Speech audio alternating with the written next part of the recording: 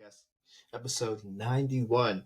We're going to take a break from the NFL for this episode, y'all. We're going to catch up on some NBA playoffs. I know we briefly talked about the Phoenix Suns losing, getting swept by Ant-Man and crew, but we're going to do a whole episode of NBA playoffs, recap one sweep and one gentleman sweep. You all know what we're talking about. And then we got to preview the Nuggets versus Timberwolves, the second round of the Western Conference playoffs. And then maybe we'll touch on some of the playoff series in the East. But other than that, guys, let's get going.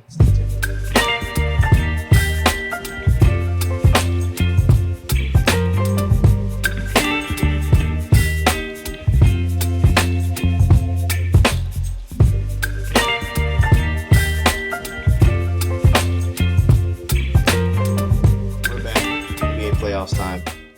Let's go ahead and recap some of these series. We got one sweep, one gentleman sweep. Let's start with the sweep.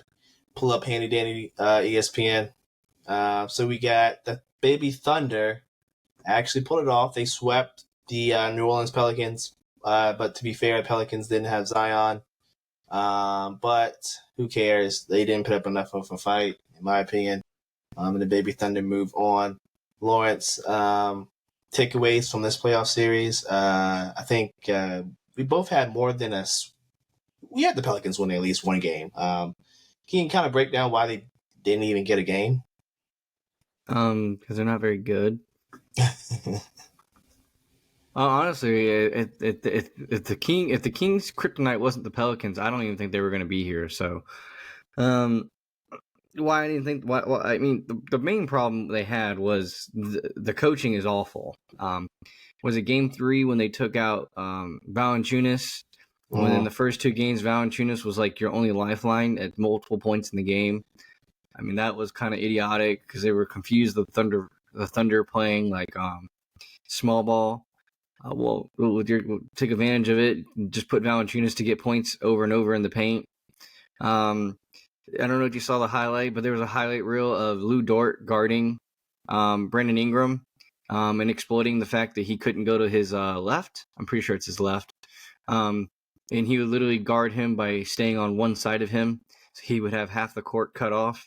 So he could literally neutralize Brandon Ingram on multiple points in each game. So that makes Lou Dort like a compute. Like, you know, when you're going into the series, no one's like saying to you like, oh my God, like Lou Dort, he's going to be like the difference in this series. Lou Dort, this, Lou Dort.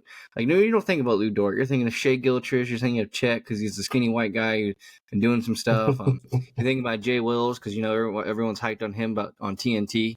But I think the biggest difference maker was Lou Dort and probably Giddey because, you know, Giddey didn't go out there and score, you know, points or do a whole lot offensively. He had his shining moment. I think it was in Game 2. I think when he had like 22 or something. But regardless of that, like pretty much Giddey and Dort, just outstanding defense with Chet just doing blocks. But Chet doesn't do like, you know, all the other stuff defensively amazingly. But I just thought Giddey and Dort's defense kind of helped nullify that Pelicans defense, which pretty much got them to the point where they were. Because, you know, the Pelicans are heavily reliant on their defense to get them over the Kings. We can kind of carry them at some points in the season because they were a top 10 defense. But the thing that came to kind of bite them in the butt was they, I guess, weren't prepared to go into this playoff series without Zion. You would beat the Kings without Zion, so you know, it's still questionable. Mainly because the Kings couldn't play defense, so that's why you beat them. But I just think in big moments when you need them the most, the smaller, more role player kind of guys didn't show out, and Brandon Ingram was nullified for most of the series by Lou Dort. Yeah, couldn't agree with you more. BI, you know, coming back from an injury as soon as Zion gets injured, you know, in the playing game.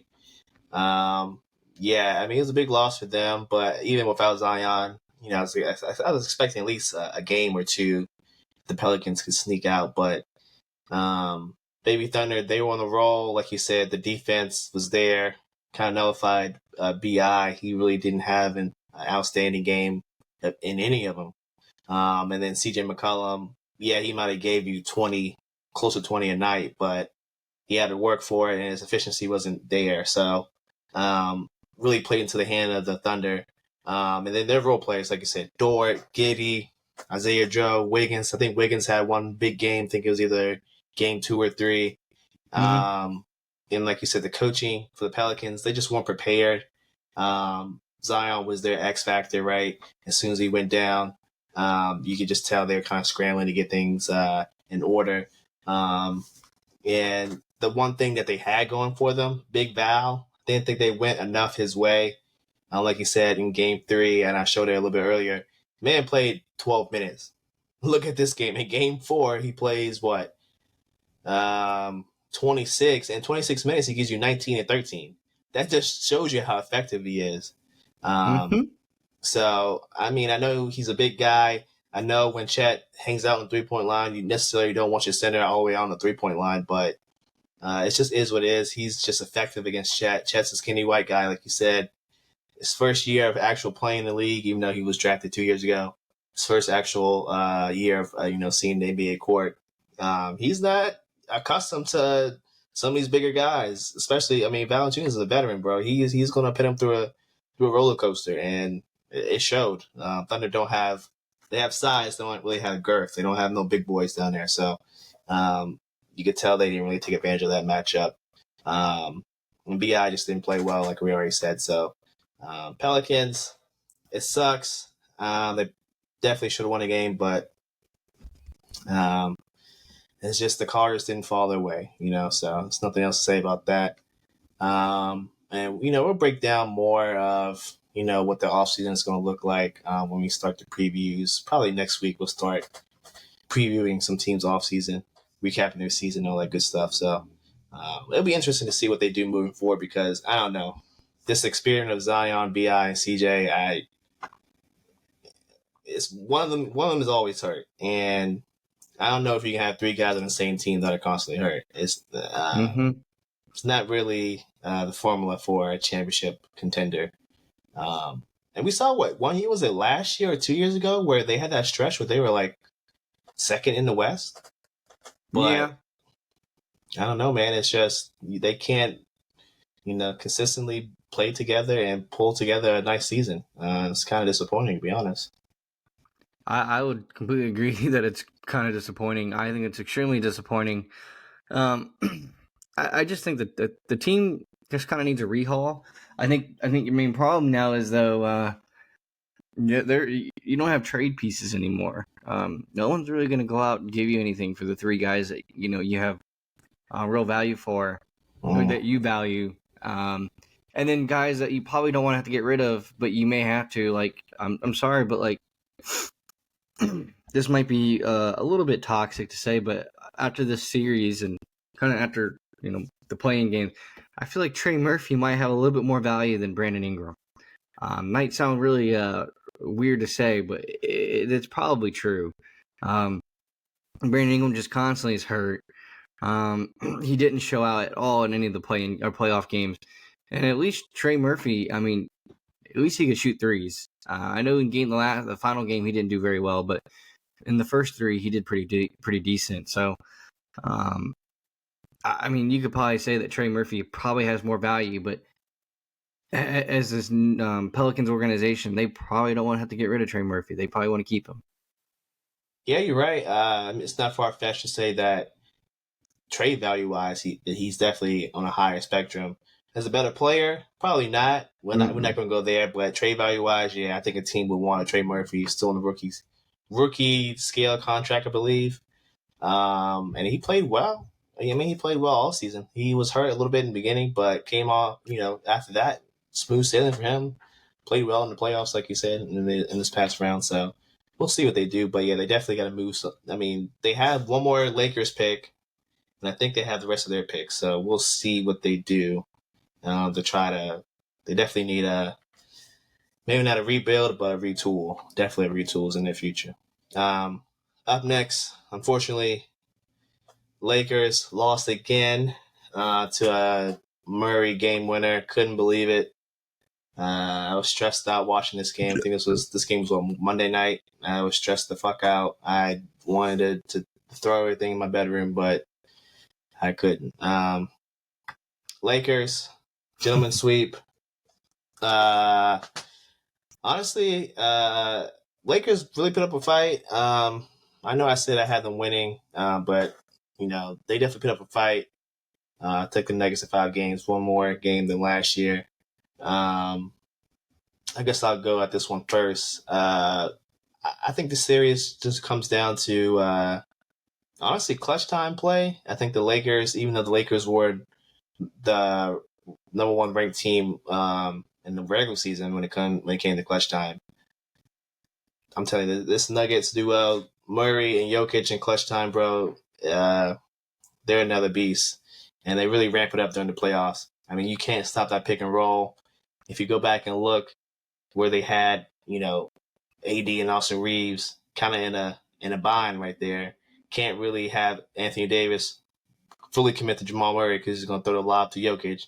You can't fully slack off Murray because he's going to drive to the bucket and dunk on Reeves. Because I mean, a couple of plays before, Murray dunks on LeBron and flexes a little bit, rolls his shoulders, all that good stuff. So it was a really tough shot. Probably the best case scenario for the Lakers is for him to pull up, take a fadeaway shot, just hope for the best. But it sucks that back to 2 games, not 2 games in a row, but 2 games in this series, same guys hitting game winners. But if you're the Lakers, you can't really do much about it.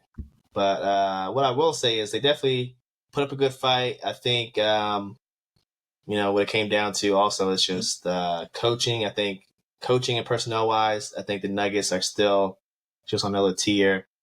Mike Malone's a damn good coach. Definitely outcoached Darvin Ham in a lot of ways because the Lakers led in every game going to halftime, and the Nuggets just tracked them down. Didn't matter if it was a 10-point lead or a 15-point lead. I think even one game they had a 17-point lead.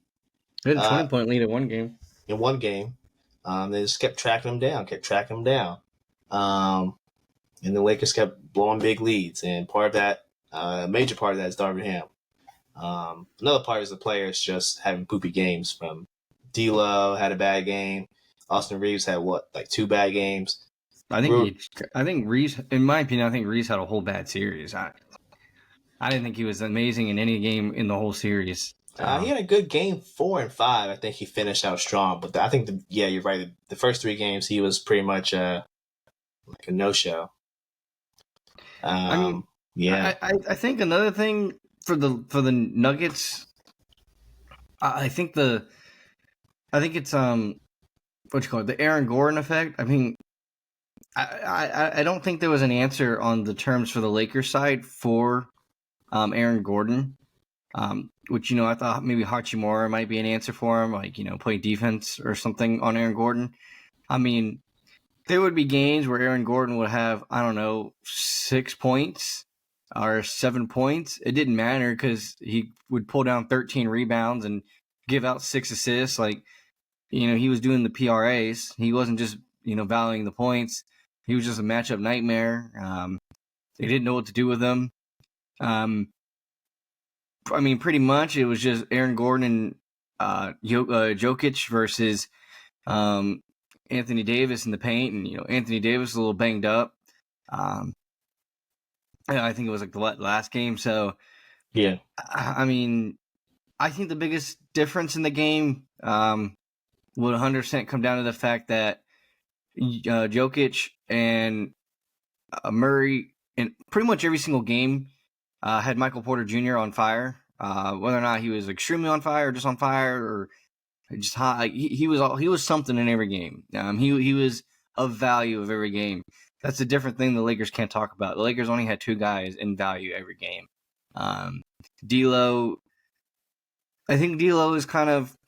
I don't want to be the guy, but I think D'Lo is kind of proving that he is an amazing regular season competitor. Great guy to have during the regular season. Just come playoff time. I can't count on you, man. Your efficiency's not there. We don't know what your problem is, but there's just something that's not right. That it's just not right on this team. Because I do remember a few years ago when he was on the the Nets, and he had a pretty good playoff series. But I mean, other than that playoff series, I haven't seen D'Lo do anything amazing that makes you want to have him on your roster for a playoff series. And I think maybe just like his size alone might be the kryptonite for this team. I mean, he's not helping you size wise. He was kind of at a disadvantage playing defense on pretty much anyone they were going to put on you. I mean, okay, cool. We're going to put you on KCP because he's their weakest threat on offense. But regardless, KCP wasn't really going to be a horrible threat to us on offense anyways, other than his 3-point shot. KCP is just literally there to nullify Reeves, D'Lo, and whoever else he gets in different orders, things like that. So I just think the athleticism of Aaron Gordon, the fact that Porter was available for them in every single game, and so that's a 3 versus 2 rather than a 2 versus 2. I think that was really the big kicker. I think Michael Porter Jr., Aaron Gordon were just the difference. Yeah, I can't agree more. I think having Porter Jr. as your third guy who you can consistently count on, and he gave you almost 20 every game, hit timely 3-pointers. When you kicked it out to him, you knew it was going down. I mean, you just knew it, and the Lakers knew it. A lot of times they didn't even close out hard enough because they already knew in the back of their mind, like, oh fuck, like this is going in. And more times than not, it did, right? So, and especially the last game, man, look, he went 5 or 7 from 3. Like, come on, man. If your third best player has 5 threes and gave you 26 points and still getting rebound, I mean, and can get some blocks, play a little bit of defense here and there, I mean, that's tough to beat, man. And you're right. Lakers just never had a consistent third guy. D'Lo, I think he's proven he's not that guy. Can't be a third guy on a championship team. It's already being reported that he's going to decline his player option, which is probably for the best. He played well enough in the back half of the regular season. He can probably get a decent deal somewhere else. But I think that's the Lakers' probably biggest hurdle as they go into the offseason, is finding them a third guy that probably doesn't break the bank so they can keep at least some of the guys on the roster. Because I still think you need Rui. Even though Rui was kind of in and out the series, he still played decent defense on Jokic, as good as you could do. So, he did his job, kept Anthony Davis out of foul trouble because if you have AD on Jokic all game, AD is going to get in foul trouble. So you need someone to absorb some fouls. Rui was that guy. Reeves, yeah, he gets picked on defense, but he showed you that, in a couple playoff games, he can give you some buckets. So it's more about a consistency factor there with him. Is he good enough to be a third guy? Probably not, but he's like a KCP guy where if you need buckets, Austin Reeves can probably be that guy. And then AD and LeBron, can't say enough about them. They showed up, like you said. It was supposed to be 2v2, but Michael Porter just made it 3v2, sometimes 4v2 with Aaron Gordon. But honestly, man, I mean, I'm just going to blame Darvin Ham. Some of these rotations were just atrocious. I mean, just bringing 3 guards off the bench. Like, what are you thinking, bro? Why are you running D'Lo, Spencer Dinwiddie, and Gabe Vincent against a team that's just lanky? They're lanky. They can move their feet. They can hustle. It doesn't make sense, big. Bro. And they're big. Why are you running 3 guards, a 3-guard rotation? Doesn't make any sense, bro. And why are you running Spencer Dinwiddie, who you picked up after the trade deadline, who got cut? He was a casualty, a roster casualty. You picked him up. Why are you playing him more than the guy you literally are paying $10 million that literally played this team last season in the finals? Gabe Vincent has experience against these guys. At the very least, Gabe Vincent knows how to play defense against Jamal Murray. He did it for 5 games last year. All right. And he had a big game against the Nuggets last year. I think it was game 1 where he dropped 20 plus. It just doesn't make sense. I know Gabe Vincent was coming back, but from injury, but he was already back for a couple weeks. So I don't understand his logic, not calling timeouts. Some of the challenges are kind of like iffy. Like, bro, like, why are you challenging that? I don't know. It's a lot of questions there. We'll see what they do there. But also we got to blame Rob Pelinka and ownership. I think they're very complacent. They got their one championship, basically Genie Bus, proved to everyone that, hey, I'm better than my brother. My brother ran the team. We were ass. Kobe didn't have a good sending away party. My brother put together some pretty bad teams. I took over. Hey, I get LeBron. Hey, I get Anthony Davis. Oh, I win an NBA championship. And then they just kind of got complacent after that. She kind of just like, oh, got my one chip and I'm done. Like, I really could care less if we go as far as we're supposed to. So I I think the think worst thing about the chip that they did win, though, is that everyone sleeps as on it. they as they shouldn't, but like everyone's still gonna put an asterisk on it. It's like, oh man, but you played in a bubble where there was literally zero fans. It was literally just scrimmaging at that point. Yeah. So Yes. as bad as it is, they everyone has a point. Like, yeah, you won a championship, but you've proven that every series since then that you can't even you you can't put up a whole good 4-game series every time. Like, I don't know. I mean, last season was pretty good, but they also did get kind of like a nice little run going because they kept getting the advantage over every team they were playing just because they matched up well against them. Yeah. And then as soon as they met the team that they weren't capable of being matched up well against, they got down in 4. Well, I guess they did improve a little bit. They did it in 5 this time. So, but the worst part is like they were winning every game like that. And I think you're right, like to blame it on the coaching because like if you were ahead every single game, that strictly comes down to coaching. Hmm. Strictly. I mean, like I said, the rotations. Why are you playing Dinwiddie? He can't shoot. We saw that he can't shoot. Defense is hit or miss. Like I'm sure. Okay, he's a taller, lankier guard. I guess he can play defense, but there's a reason why the guy's been cut, traded, and gone each ever and been on each and every team.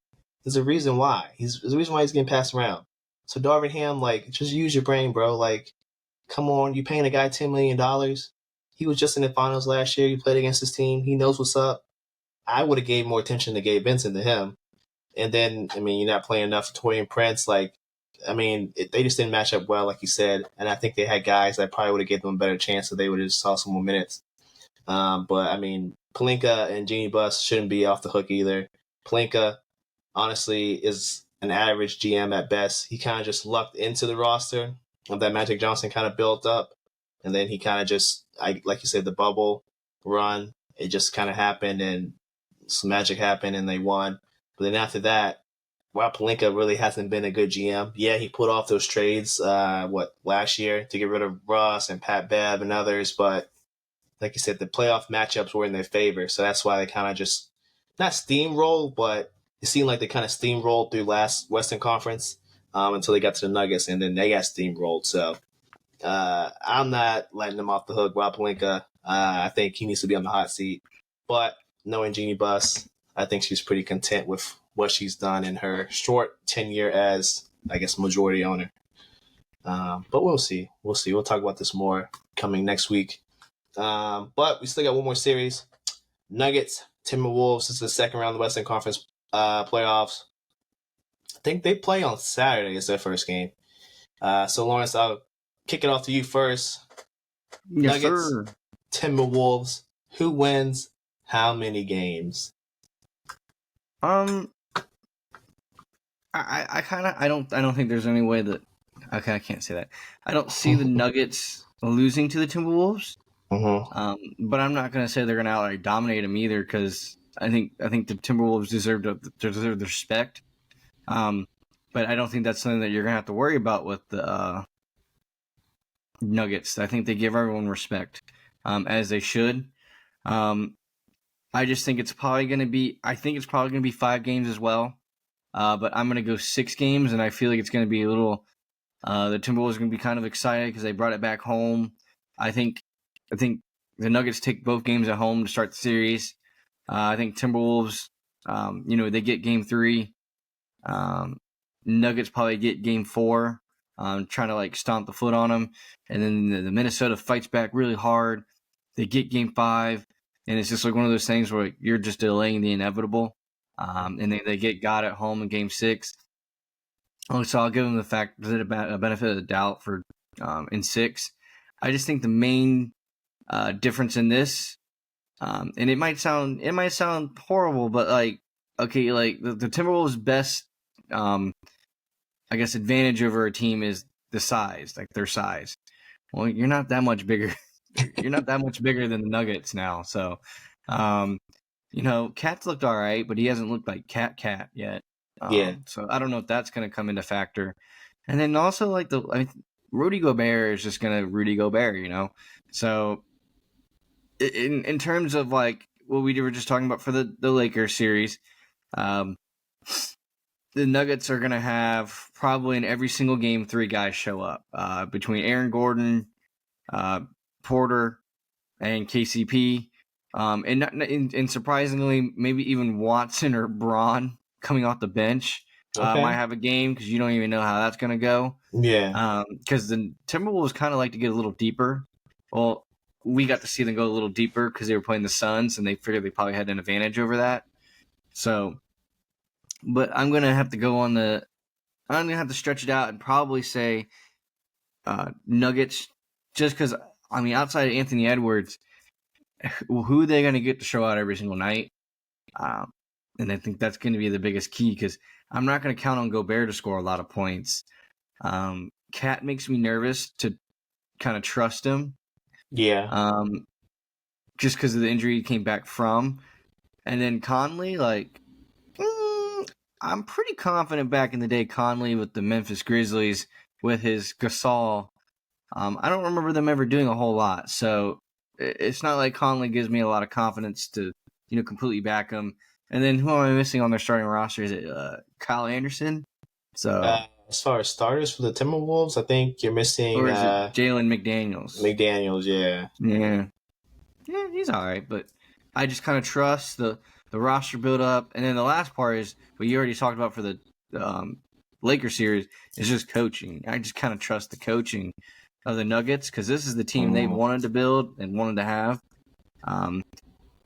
And honestly, the coach was literally trying to tell Jamal Murray, hey, man, I don't think it's good for you to play in this series for this game. I think it was Game 4 or Game 5 because he thought he was a little bit too injured. And Murray just told him, Coach, if I was too injured, I wouldn't be playing. Back the hell up. I'm going to whoop your ass, Coach. Coach was like, shit, man. All right, Murray. You just hit a game winner 3 days ago, so I don't want my ass whooped, so I'm going to let you play. And he did another one, so did another one. I'm just gonna take the Nuggets in 6. Yeah, it's hard to argue against Nuggets in 6. I think the Timberwolves can get one more game than the Lakers. I don't think the Timberwolves, as constructed, are as good as the Nuggets. I think defensively they're probably on par, but I think they will have their offensive struggles with the Nuggets. I think they don't have a third guy that they can go to and say, hey, give me 20 on a consistent basis. And like we said about the last series, Nuggets Lakers, Michael Porter is that guy. Timberwolves, I honestly can't say you have that guy. Yeah, Naz Reid is good, 6th man of the year. Congrats to him. Shout out to him. But he's not a 20 per night scorer. Jaden McDaniels, your starting small forward, he's more of a 3-and-D guy. He's not there to give you 20. He did get 20, I think, in game 2 or 3. He dropped 20, but that's not really a consistent thing. And then Nickeil Alexander-Walker is another good piece off the bench, but he's more of like a Tim Hardaway where he just comes in, electrifies off the bench, not really a 20-point per game scorer. So I think it comes down to offense. Can the Timberwolves keep up scoring-wise with the Nuggets? Because I think defensively they will hold them. I think Gobert will be Gobert. Yeah, he's overrated in my opinion. And yeah, he gets cooked pretty much every playoffs, but I think he'll do enough to bother Jokic. I don't think he'll completely neutralize him. Ant-Man, he talked his shit to KD and backed it up, so I have no worries here. I don't think there's anyone on the Nuggets that's going to be able to stop him. The Nuggets are kind of banged up from KCP to Murray. They're both a little banged up, so I don't see anyone stopping him. I think the X factor is Cat, like you said. He's not 100%, doesn't look like his normal self. So we'll see this extended rest. Will he get back to normal? Or will he still look a little rusty? Will he still be like 80, 85%? Or will he be more like 90, 95? we'll have to see. But he's going to need to give Ant-Man 20 to 25 a night if they want a chance. Cat can't be scoring 15, 18 points and the Timberwolves have a chance. That's just not going to happen, bro. Yeah, the Timberwolves probably have a deeper bench, but the Nuggets starting five, I think, is more than enough to go out there and win these games. I think the Nuggets probably go 2-0. Timberwolves. I'm gonna say the Minnesota wins both home games. I think they've played pretty well at home so far. And then I think the Nuggets just win the last two. I think that's how this is gonna go. Minnesota's just gonna delay the inevitable, give themselves hope by winning both games at home. But the Nuggets will close on out the last two games and head on to the Western Conference Finals. Anything else about this series? Anything you're excited for in terms of matchups? I mean, Ant-Man's going to be Ant-Man. I think he's probably going to average like 30 to 35 in this series. I think I want to know what they do to nullify Ant-Man, or is it just going to be one of those things where I kind of think the Nuggets are going to let him get 40, almost 40, like you just said, almost 40 every night. I think they're just going to take it and leave it because they know they can get guys to get, they can get Jokic to get 32 maybe a night. Yeah. They're okay, I just got to find 8 points somewhere else. Well, if my three do their thing, then I can get those 8 points back somewhere else. I think the biggest thing is Ant's going to have to be more of a contributor, because if he's going to be so effective by like game 2, where they're kind of like, I guess, a little more focused on him, he's going to have to become like assist god, just throwing these awesome passes, and hope that his teammates score, because I do believe at some point they're going to be double teaming him. And there should be a game in which they do try to double team him and it bites him in the ass. Yeah, I think you're right. My thing I'm looking for is will the Timberwolves, how will they attack Jokic? Will they try to get him in foul trouble with Cat and Gobert? Even though Gobert's not really offensive minded, will they just ask him to, hey, just go down low, post him up, see if you can get him foul you?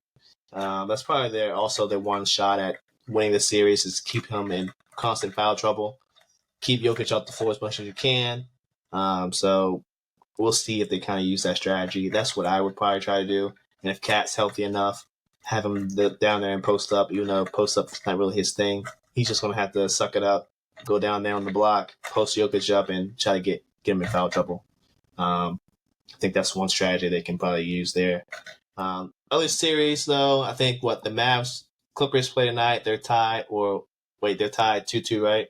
Mm-hmm. Magic, Cavs. Cavs are, I believe, up 3-2. I think we both had them going 7. So I think Orlando's probably going to take the next one. Then we'll have a game 7. Philly tied it back up. No, it's 3-2. Philly won last night. Tyrese Maxey is insane. Knicks probably should have won that one. They had a 95% chance to win with 22 seconds left. I think they had they had 2 free throws, and it was 96-90, and they blew it. Yeah, that's probably the get back because the Sixers blew game 2? Was it game 2 they blew? It was one of them. Yeah, it's either game 2 or 3 they blew.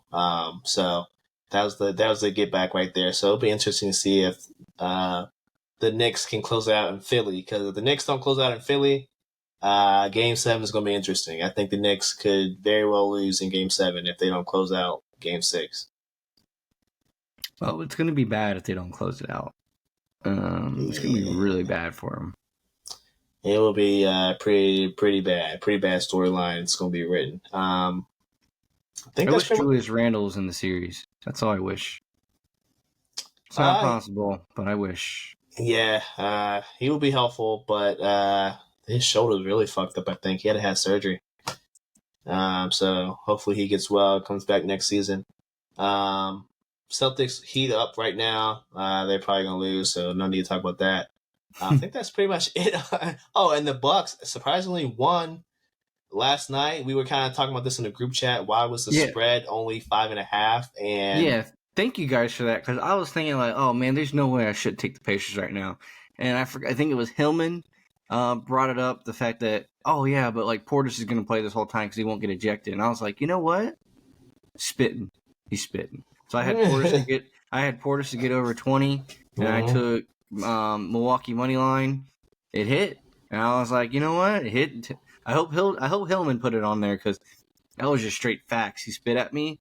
And I just knew when I was looking at that line, it was just saying -4.5 for the Pacers. The entire Milwaukee Bucks team is, I mean, I'm sorry, the whole team, Lillard and Giannis, their 2 stars, are gone. And you're only a 4-point favorite and you got a whole roster ready to go. Something's up. And Vegas knew it. Vegas just knew. Whether Vegas rigged it or not, regardless, Vegas knew. Yeah, that was a pretty spooky line right there. I went against my better judgment and took the Pacers 4.5 because I was like, "There's no way in hell that they aren't going to win this game." But they got destroyed. I think they lost by like 20. So I think I saw a stat line. It was 82-61 after the first quarter. The Pacers only showed out the first quarter, but that's really crazy to believe that the Pacers, as good as offensively they are, they only scored 61 points after the first. Yeah, that was tough to watch. But yeah, all right, that's pretty much all the NBA. Lawrence, do you have anything else? Any final thoughts before we head on out? UFC 301 is this weekend. I don't know if you're gonna be watching or not. Oh, I'll be watching this one, but I'm gonna do it incognito. Anywho, I guess some good pointers to throw out there over the whole card. Where my brain is at.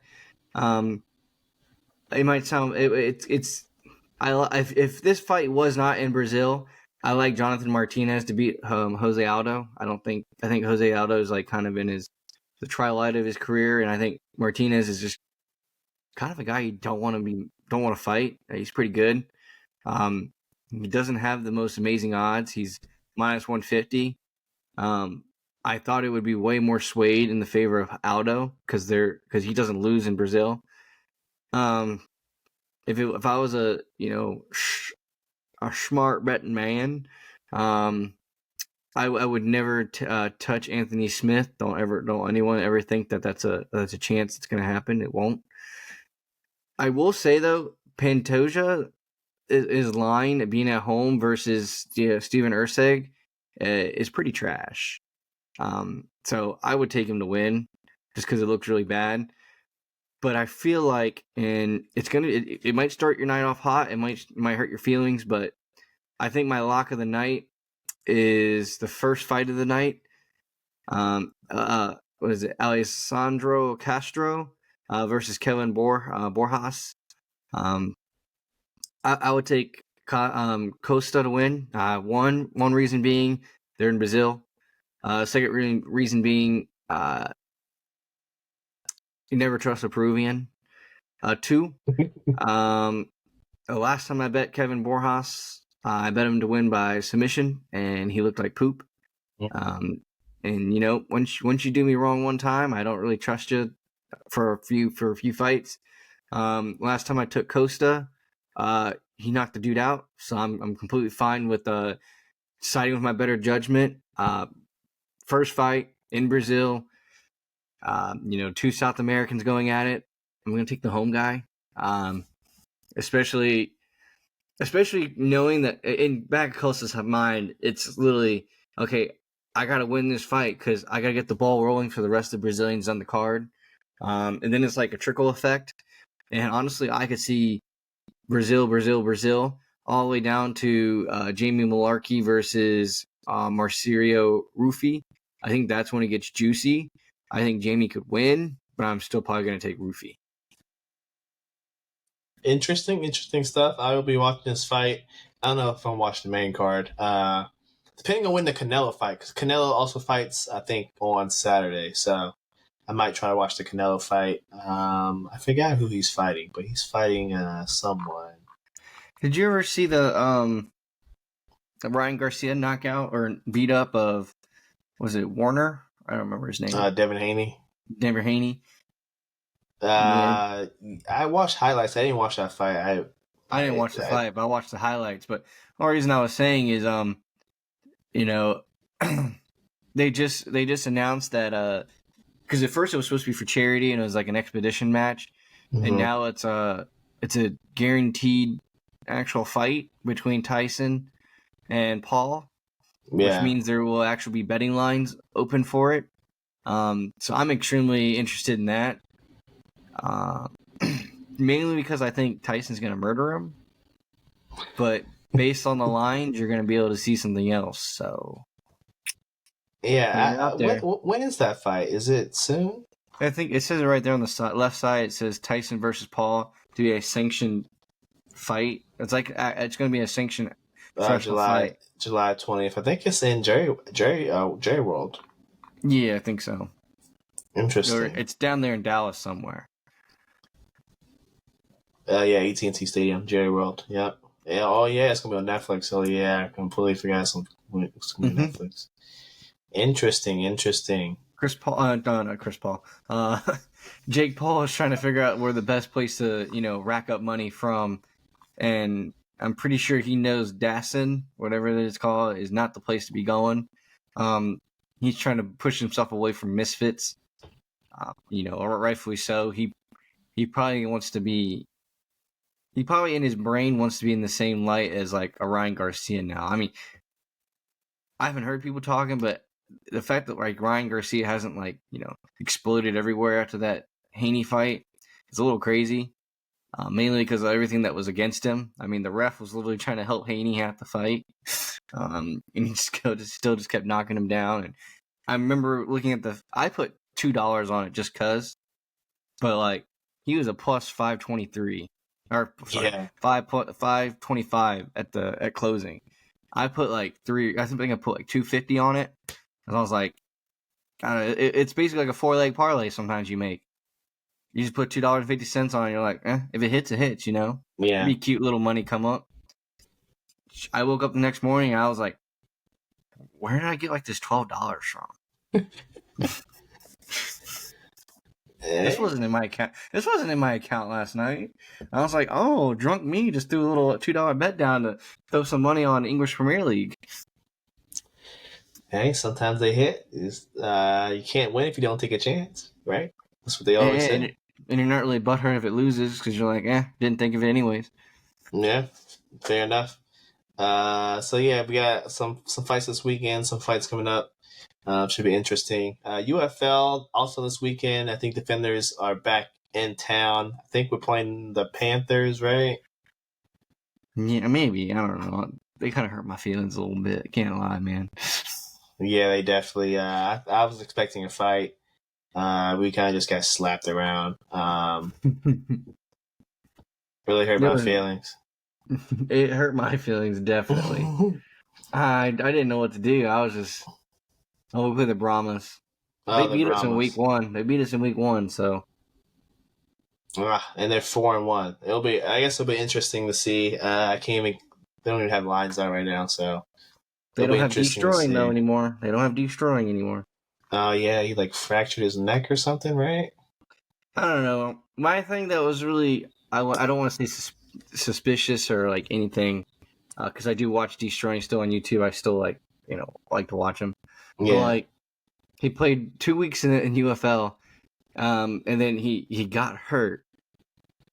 He put that video out with like him wearing the neck brace and everything. Yeah. And then he's made YouTube videos. I don't know if they're pre-recorded. I'm not gonna try to throw anything out there, but he wasn't wearing a neck brace or anything.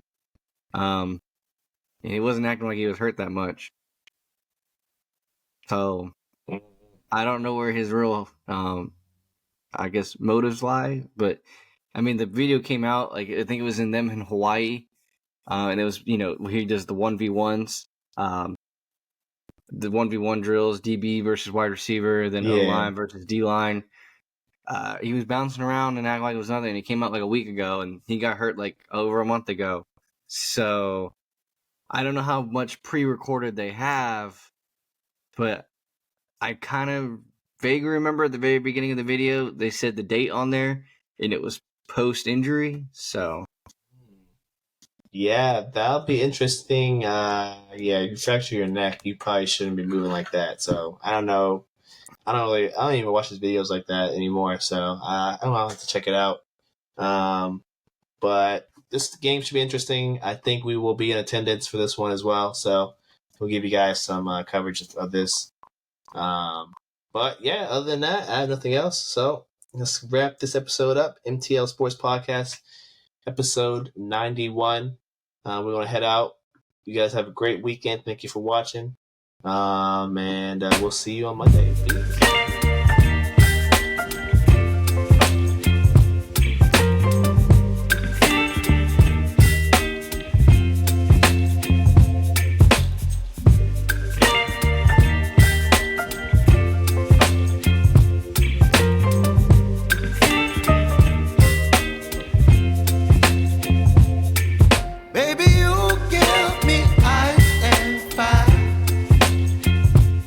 Giving me wind and rain. You're some kind of butterfly.